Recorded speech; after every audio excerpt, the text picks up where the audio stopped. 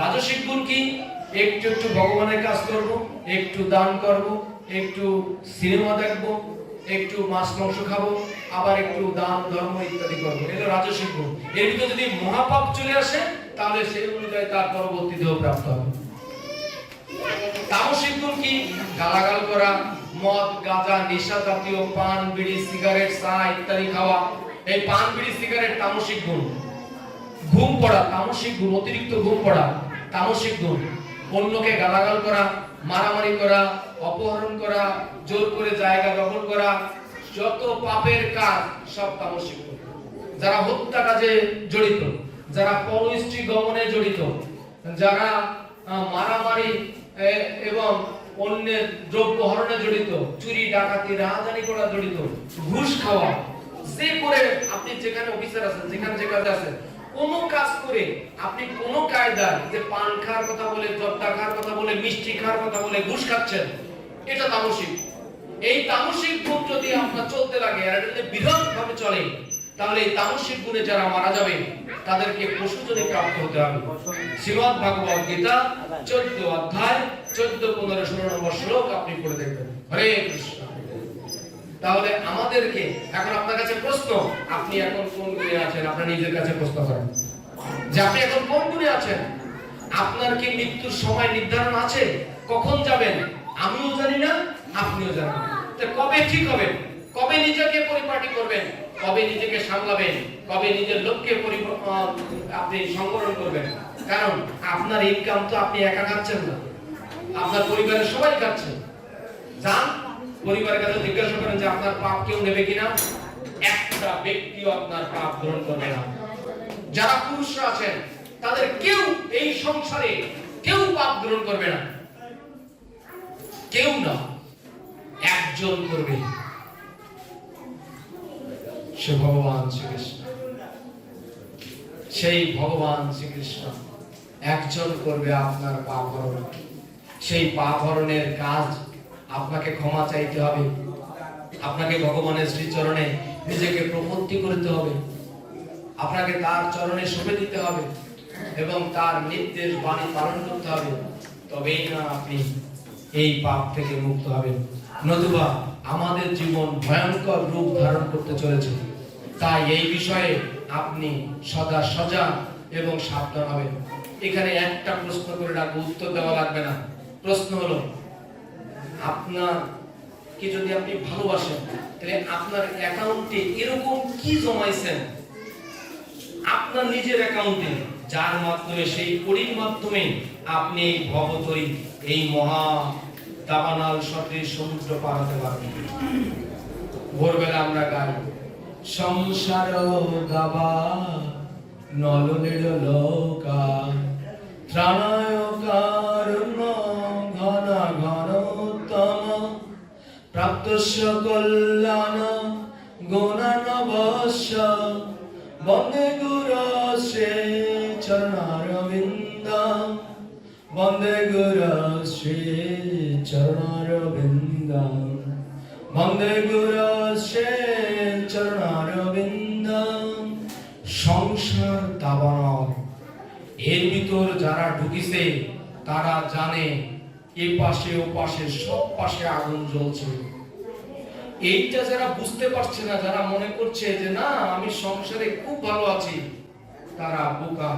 তাদেরকে গীতায় নরাধম, মূঢ় ইত্যাদি বলা হয়েছে। যে এই দাবানল মানে কি? এমনি আগুন যেটা জ্বলে, চুলোর আগুন সামান্য, আর বনে যে আগুন জ্বলে সে তাকে বলে দাবানল। যে সংসার আপনারা করছেন, এখানে কে একজন দাঁড়ান তো যে আপনার স্ত্রী বলেছে আপনার মতো দেবতুল্য স্বামী হয় না, আপনি যা আনিছেন সব অমৃত, কোন সন্তান বলেছে আপনি যা করেছেন খুবই ভালো, এর তুলনা হয় না। একজন মা দাঁড়ান যে আপনি না খেয়ে সন্তানকে আপনি তাকে সেই প্রসাদ খাওয়াইছেন, তাকে ভাত খাওয়াইছেন, অন্ন খাওয়াইছেন। আমার মনে পড়ে ছোটবেলায় আমি 2 গ্রাম পরে প্রাইমারিতে পড়তে যেতাম, ক্লাসে যেতাম। সেই 4টের সময় ছুটি হতো, আস্তে আস্তে খেলতে খেলতে আসতাম, হ্যাঁ, বিভিন্ন খেলা আমার বন্ধুদের নিয়ে। মেটে পথ ছিল, এই পর্যন্ত কাদা ছিল, এইগুলো পাট্টার করে 5টা 5:30 বাড়িতে এসে পৌঁছাতাম। আমি এসে দেখতাম যে আমার গর্ভধারিণী মাতা না খেয়ে আমার জন্য অপেক্ষা করছেন, আমার জন্য অপেক্ষা করছেন। তিনি খেতে পারতেন, আমাকে পরিষ্কার করিয়ে তিনি খাওয়াইছেন। এত মায়েরা এত কষ্ট করেন, প্রত্যেক সন্তানের জন্য মায়েরা এমন কষ্ট করেন। প্রশ্ন, এই সন্তান আপনাকে কতখানি মূল্য দিচ্ছে, আপনাকে কতখানি ভালোবাসছে, কতখানি আপনাকে উদ্ধার করবার জন্য আপনি সন্তানকে তৈরি করেছেন। এখানে একজন বলেন, এই যে আমরা দাহ কার্য করি, দাহ কার্য মন্ত্র জেনে এই আমাদের সমাজে কয়জন তার দাহ কার্য সম্পন্ন করেন বলেন? আর সমাজে যারা দাহ কার্য জানে না তারাই দাহ কার্যে এগিয়ে যায়, অন্য ধর্মে কিন্তু যায় না, আমাদের ধর্মে যায়। আমাদের ধর্মে দাহ কার্যে যে বিড়ি খায়, হ্যাঁ, যেখানে বৈষ্ণব চূড়ামণি শিবজি মহারাজ বিরাজ করেন, যা আমরা নিজেদের পিতার সামনে কখনো আমরা বিড়ি খাই না, সেই বৈষ্ণব চূড়ামণির সামনে সেখানে যে বিড়ি, সিগারেট, গাঁজা এগুলো আমরা খাচ্ছি। এটা মহাপাপ, করা যাবে না, যাবে না, যাবে না।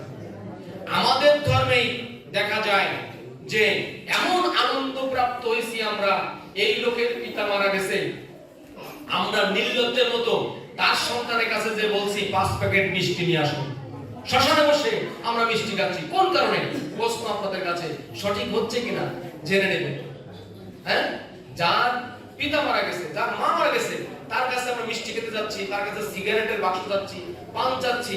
আমাদের কি লজ্জা এতটাই নেই যে আমরা তার কাছে এটা চাচ্ছি? এবং এই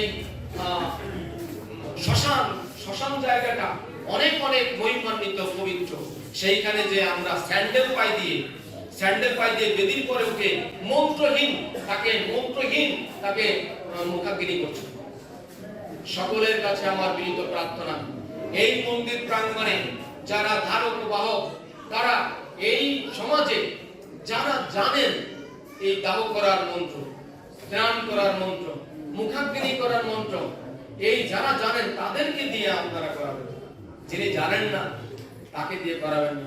আর দয়া করে আপনারা যারা আজকে শুনছেন তাদের চরণে আমার প্রার্থনা, আমার বিনয় আপনাদের সঙ্গে এটা চাওয়া, আপনি পালন করবেন কি না করবেন সেটা আপনার ব্যাপার, আপনার বিবেকের ব্যাপার। যে আপনারা যখন শ্মশানে যাবেন, যে মৃত্যুবরণ করেছে তার জন্য প্রার্থনা করবার একমাত্র উপায় হলো হরে কৃষ্ণ কৃষ্ণ কৃষ্ণ হরে হরে, হরে রাম রাম রাম হরে হরে। এই মহামন্ত্র তার জন্য আপনারা যাদের জপের মালা আছে জপ করবেন, যারা কৃষ্ণ নাম করবেন এবং পবিত্র পোশাক পরে যাবেন। আমরা অনেকে স্নান করব বলে ছেঁড়া গেঞ্জি, অপরিষ্কার গেঞ্জি আমরা গায়ে দিয়ে যাই, এটা করা যাবে না। লুঙ্গি পরে যাই, এটা করা যাবে না। দেখেন অন্য ধর্মের যারা করতে যায়, সৎ কাজ করে যায়, তারা প্রত্যেকে পরিষ্কার জামা কাপড় পরে যায় কিনা বলেন? তারা নির্ধারিত একজনকে দায়িত্ব দেয় প্রার্থনা করা। আমাদের ওখানে কোনো প্রার্থনাই হয় না। দাহ করার পরে 108 কলস জল ধারা আছে এবং যার চিতা জ্বালানো হয়েছে তারও তখন ওই যখন ভস্মীভূত হচ্ছে, তার কি যন্ত্রণা সেটা যদি আপনি জানেন তাহলে আপনার পালা আসবে না। তখন যদি ওরা জল ঢেলে কোনো মন্ত্র না বলে চলে আসে, তখন কি হবে? যারা এই শ্মশানে গেল তারা প্রত্যেকে স্নান করে তার জন্য প্রার্থনা করে, প্রার্থনা মন্ত্র আছে, তাহলে যে জানেন তাকে নিয়ে যাবেন। তাহলে এর একটাও করলেন না।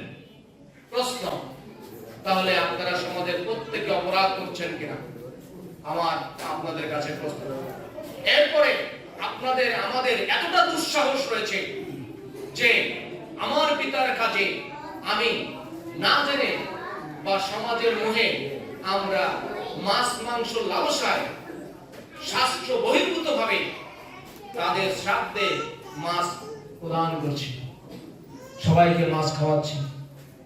আমি এখানে এই আসনে চ্যালেঞ্জ করে সবাইকে বলতে চাই, যদি কেউ মাছ খাবার পক্ষে শাস্ত্রসম্মত একটাও কোনো কিছু দেখাতে পারে তাহলে আমি তার গোলাম হব।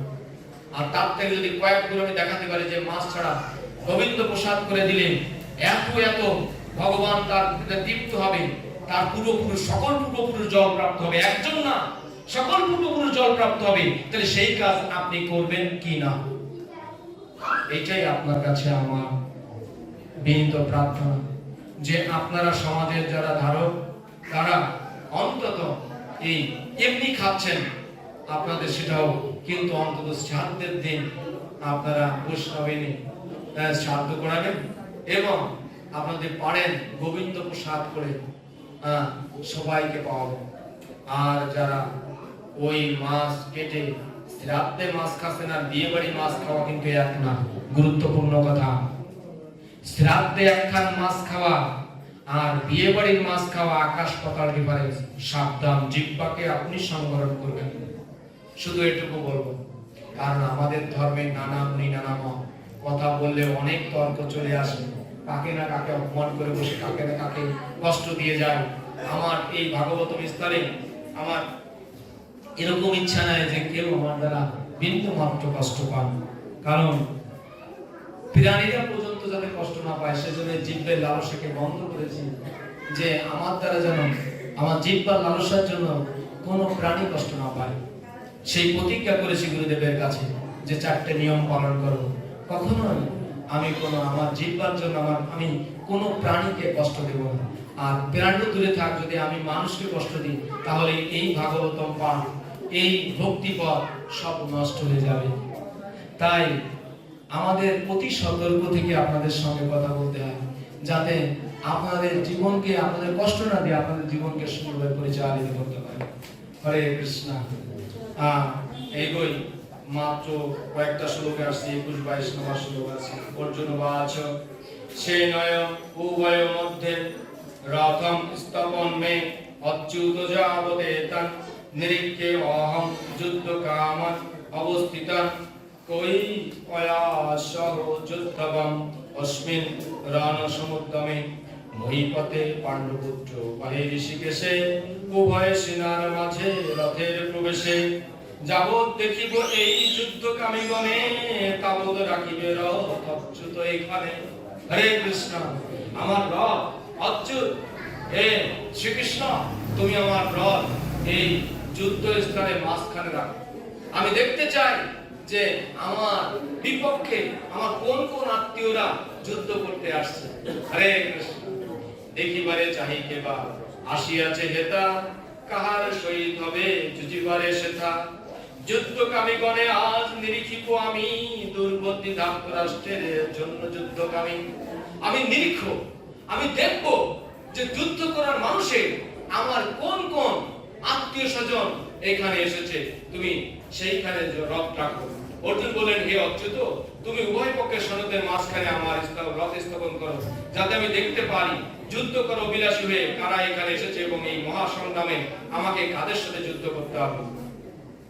ধৃতরাষ্ট্রের দুর্বুদ্ধি সম্পন্ন পুত্রকে সন্তুষ্ট করার বাসনা করে যারা এখানে যুদ্ধ করতে এসেছে তাদের আমি দেখতে চাই। এখানে একটা কথা বলে রাখা ভালো, আপনি মৌনভাবেও যদি অধর্মের পক্ষে থাকেন তাতেও আপনাকে শাস্তি পেতে হবে।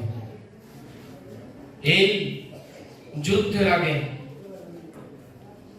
পঞ্চমহাসাদী একজন দ্রৌপদীকে বস্ত্রহরণ করা হয়েছিল এবং বস্ত্রহরণের সময় ধৃতরাষ্ট্র সহ গুরুতরম বিশ্বদেব যাদের প্রতি খুব আশা করেছিলেন এই দ্রৌপদী, যে ওনারা থাকতে আমার সম্ভ্রম কেউ হরণ করতে পারবে না। এরপরে আস্থা ছিল আমার যে বীর পঞ্চ স্বামী আছে, যাদের সমতুল্য এই পৃথিবীতে এই ব্রহ্মাণ্ডের কেউ নেই, আমার পঞ্চ স্বামী দাঁড়াবে আমাকে রক্ষা করবে। কিন্তু তিনি যখন একে একে দেখলেন যে কেউ তাকে রক্ষা করছেন না, সবাই মৌন অবস্থায় আছেন, তখন এক হাত দিয়ে কাপড় টানছেন আর এক হাত দিয়ে গোবিন্দকে ডাকছেন। গোবিন্দ তখনও সাড়া দেয়নি। পঞ্চসতীর একজন গোবিন্দকে ডাকছে, তখন তার শাড়ি খুলে নিচ্ছে, এক হাত থেকে ধরেছে আর এক হাত দাগাইছে। তাহলে কি 16 আনা দেওয়া হলো না? যতক্ষণ পর্যন্ত ভগবানকে 16 আনা দেওয়া না হবে ততক্ষণ পর্যন্ত ভগবান সামনে আবির্ভূত হবে না, করুণা করবে না। পকেট থেকে আমরা যখন দান করব তখন 2 টাকা 5 টাকার নোট দেখি, 16 টাকা 16 আনা বা আমার যা আছে তার কিছু অংশ এই মন্দির উন্নয়নের জন্য দেব। এই মন্দিরটা এখনো টিনের আছে, বিভিন্ন আছে, আপনারা যারা আছেন আপনারা দান করবেন এই বৈশাখ মাসে। হ্যাঁ, বিশেষ দিন আছে দানের। যদি আমরা দান করি তাহলে বৈশাখ মাসে বলেছি 1 টাকা দান করলে 1000 গুণ পাবেন। তাহলে আপনারা এক একটা অংশ করে এই মন্দিরের শ্রীবৃদ্ধি করাবেন। হ্যাঁ, এই মন্দিরের সভাপতি, সেক্রেটারি তাদেরকে আপনারা সহযোগিতা করবেন যাতে আরো সুন্দর করে এখানে জাঁকজমকপূর্ণ ভগবানের কথা আলোচনা হয় এবং এই মন্দির আরো বিস্তৃত রূপ লাভ করে এই এলাকার সকলের মাঝে কৃষ্ণ কথা পৌঁছে যায়। হরে কৃষ্ণ। তাহলে দ্রৌপদী যখন দেখলেন কেউ তাকে রক্ষা করছেন না, তখন 2 হাত উঁচু করে গোবিন্দকে স্মরণ করলেন। তখন গোবিন্দ তাকে কাপড় দিয়েছিল, অনন্ত কাপড়, অনন্ত কাপড়। ভগবানকে যখন ভগবানের চক্রকে আহ্বান করেছিল, এই চক্রকে আহ্বান করার ফলে তার আঙ্গুল কেটে গিয়েছিল ভগবানের। এটা কিন্তু লীলা, ভগবানের আঙ্গুল কাটে কি করে? তখন সামনে কুন্তী মহারানী ছিল, পঞ্চসতীর আরেকজন ছিল গান্ধারী, আর দ্রৌপদী ছিল, এরকম মায়েরা ছিল। সবাই গোবিন্দের আঙ্গুল বাঁধবার জন্য কাপড় আনবার জন্য ছোটাছুটি করতেছে, আর দ্রৌপদী জায়গায় দাঁড়িয়ে তার সুন্দর পরিধ বস্ত্র ছিঁড়ে গোবিন্দের আঙ্গুল বেঁধে দিয়েছিল। হরে কৃষ্ণ। এতটুকু কাপড়, এই কাপড়ে ঋণ শোধ করেছিল গোবিন্দ দ্রৌপদীকে অনন্ত কাপড় দিয়ে। হরে কৃষ্ণ। জয় জয় নিতাই গৌর প্রেমানন্দে।